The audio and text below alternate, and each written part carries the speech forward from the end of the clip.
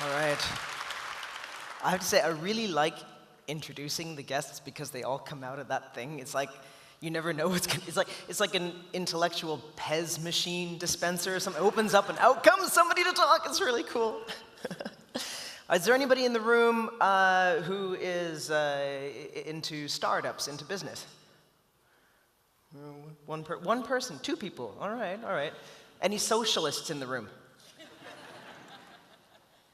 I saw that.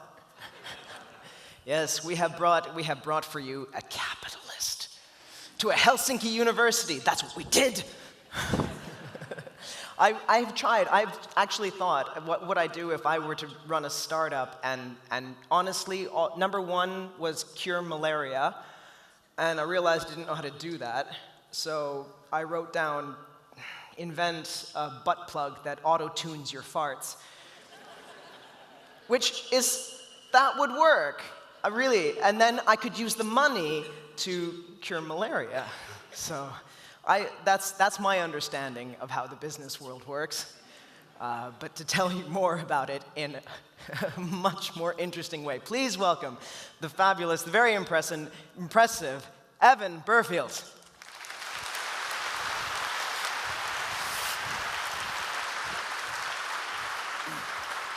Thank you very much. So before I start talking about business things, venture capital, startups, technology, I want to talk about two particularly inspiring stories. The first is about bananas, and the second is about gift cards. So in sub-Saharan Africa, if you are one of the 80% of people who primarily consume your daily staples. You primarily buy your daily staples from a local informal market, a little stand that a shopkeeper's put up in your block, in your neighborhood. Then you're paying about as much to buy a banana as I would going into a grocery store in America, or probably as you guys would going into a grocery store here in Helsinki. Which is kind of odd when you think about it, because in America, most of our bananas are flown like 2,000 miles through the air in an airplane to get to that grocery store. And in a place like Nairobi or Uganda, those bananas are actually grown a few hundred miles away.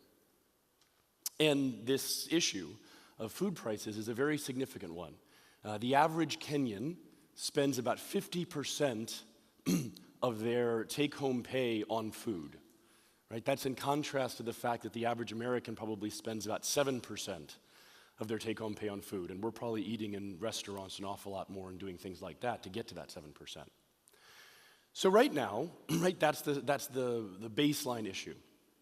But there's a new company, a new group called Twiga Foods, and what they're doing is starting to tackle this issue. And the first thing they figured out is that the reason exists because it's very, very complex and hard right now to get those bananas, those 200 miles from that local farm, actually to that informal merchant on that street corner trying to sell bananas to the person walking to work in Nairobi.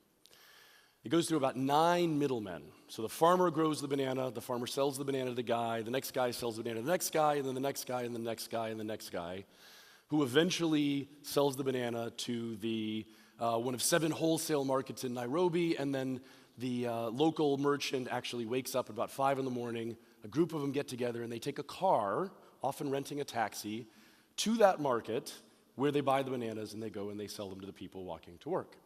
Now through this entire process, about half of the bananas get destroyed along the way, and the markup becomes very, very significant. So the farmer doesn't get paid very much for the banana, and the person on the street, the consumer, pays an awful lot for the banana because you have these inefficient supply chains. And some of this is due to the fact that you don't have the best road networks in some cases. You have a lot of traffic issues. There's complexities in actually moving things. But a huge amount of it is actually just due to information. So what Twiga does is they actually now are giving that local merchant a smartphone application. And that local merchant can now decide in the evening, how many bananas do I need tomorrow? How many pineapples or tomatoes or batteries or tissue paper or other staple items do I need for my supply tomorrow? And they can enter that in, they can press send, and then the next day a tuk-tuk just arrives at about 7 in the morning at their local stand. Their bananas are delivered. Their bananas are delivered for about 50% less than they were paying before. They can also get their batteries, they can get their pineapples, they can get their tomatoes. They get all those staples. They don't have to wake up at 5 in the morning. They save the cost of having to travel themselves. And their business is better, right? The consumer pays less. And the interesting aspect is that that banana didn't go through 9 different middlemen on the way. That banana was actually pre-stored in a shipping container in that estate. It was delivered the night before from a chilling and ripening facility centrally located in Nairobi. And it was carefully managed because you had the information to drive supply chain visibility to know just how many bananas needed to be ripened that evening, the evening before, in order to actually supply the informal markets of Nairobi that day. And in fact, the farmers have a much better deal because now the farmers are selling to a formal supply chain, meaning they can actually get access to credit, and they can actually get access to risk products, and they can manage their lives as farmers better, and they're actually able to charge about 50% more for their bananas on long-term supply contracts right now. Right? So that's fascinating. You're seeing tremendous benefits for consumers, you're seeing tremendous benefits for farmers, and you're seeing it all because of the value of technology and entrepreneurs coming in to transform a supply chain. So let's talk about gift cards a little bit. So I've been deeply inspired here in Finland to see that I don't see a lot of homeless people on the street. Where I come from in Washington, D.C., it's a real endemic issue. And there almost seems to be a bizarre correlation in America. The wealthier the city, New York City or Washington, D.C. or Chicago or San Francisco, the more homeless people there are on the streets. My wife and I actually get to know a lot of the homeless people by names. They're there for a long time. You see them all around. You know which ones are crazy, you know which ones just have bad luck, you get to know these people. And it's a huge issue, and an issue that people struggle with a lot. So now in San Francisco, there's a new solution that's coming online. One of the reasons that people sometimes struggle to give money to the homeless is that they don't really know where that money's going to go to. Right? Is that money really going to solve the problem? Is the money really going to help them get shelter or get food or medical care or job training or dentures, the things that they actually need to get out of poverty, or is it going to help them drink, or is it going to a drug habit? You don't know. So there's a new solution now in San Francisco. So a startup called Hand Up is enabling it so that when I see a homeless person on the street and they ask me for money, I can give them a gift card. I can give maybe a $25 gift card. And they can take that gift card to one of a whole range of different support organizations that help the homeless, and they can cash it in. And that money that I've given, that $25, is directly going to support their shelter, their food, their medical care, the issues that are actually relevant to them. But that's just the beginning. Once I've given that gift card to that homeless person, there's now a connection between us. So I now have an app on my phone where I can actually learn about that homeless person. I can understand their story, how they ended up in the situation that they're in.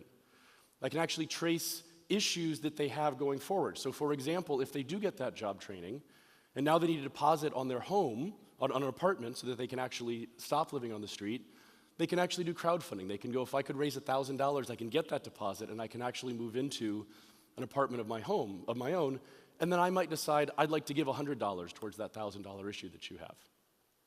Again, it's a major social issue and a very important issue, but one that's being solved by interesting new technology that's allowing us to connect up in a very localized way, in a very fragmented issue, people who want to support something with people who need something. So I find this very inspiring. I find it very inspiring to see technologists and innovators trying to find ways to use technology, to use these smartphones around us to actually address issues in our local community. What I do every day is run an organization called 1776. So we're an incubator globally that supports startups that are actually tackling essential human challenges. How do we educate our children better? How do we deliver health care more effectively at lower cost? How are we actually going to deliver more sustainable energy and drive more efficiency in what we're doing? How do we deliver healthier food that's locally grown in a more sustainable way to our local communities? Right? The kinds of major issues that all of us every day see around us and often feel overwhelmed by and depressed by. And what defines the 340 startups that we support in the 1776 community is that they don't tend to look at those as problems that other people solve, right? How do we solve food issues in Africa? How do we address homelessness? Those are things that government's going to deal with, or that an NGO is going to deal with, or maybe that Bill Gates will use his billions to address at some point. But for the entrepreneurs at 1776, they look at that and they go, well, wait a second. I can do something right now today I can bring together some friends with some skills, we can build a tool, we can build an app, and we can start to directly run an experiment. And if that works, we can scale it up. So that's the inspiring part of the story. Now here's the interesting part of the story. Right? My venture fund has invested in both Twiga and in HandUp. And we didn't do it because we care about food in Africa. We didn't do it because we care about the homeless.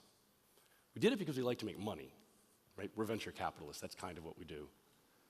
Right? And here's the really interesting thing when you look at it. So you go back to that entire inspiring story about the banana. Right? So the amount of money that people in sub-Saharan Africa spend on fresh fruits and vegetables and fast-moving consumer goods through informal markets is $1 trillion. You could argue it's one of the largest, untapped, most interesting markets in the world today. And it's always been untapped because it is so incredibly fragmented and so undocumented and so informal that nobody exactly knows how to drive efficiency in it. Nobody exactly knows how to supply it. Right? So as a venture capitalist, I look at that exact same entrepreneur who's going, you know what, I've got that mobile app that can enable that retailer on the street. I've got these tools that can help that farmer.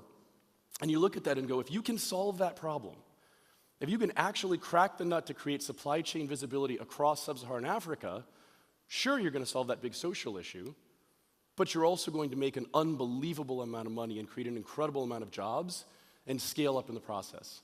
Same thing. In America, people estimate that right now, every year, about $35 billion is given to the homeless directly, in $5 bills and $1 bills and $20 bills, and much of that money is not actually going to address the problem, it's going to exacerbate the problem. Right? So if HandUp can create a much more efficient platform for actually enabling people to give more money and, more importantly, to channel that money towards actually solving the problem, then they too will be able to create a tremendous amount of wealth, generate a lot of profits, and scale up very quickly. And as a venture capitalist, these kinds of markets and these kinds of opportunities are very fascinating to me. So when you bring these things together, it's one of the things that's most interesting to me about this generation now today. Right? How many of you guys have seen or heard of the social network, Mark Zuckerberg, Facebook? Right? It's so cool to be an entrepreneur right now. Every person sitting in a dorm room here at the University of Helsinki, I'm sure in their minds is thinking, I'm just going to create an app, and it's going to go viral, and I too am going to be worth $1 billion. And they'll make a movie about me. It's a very, very hot, sexy time to be an entrepreneur.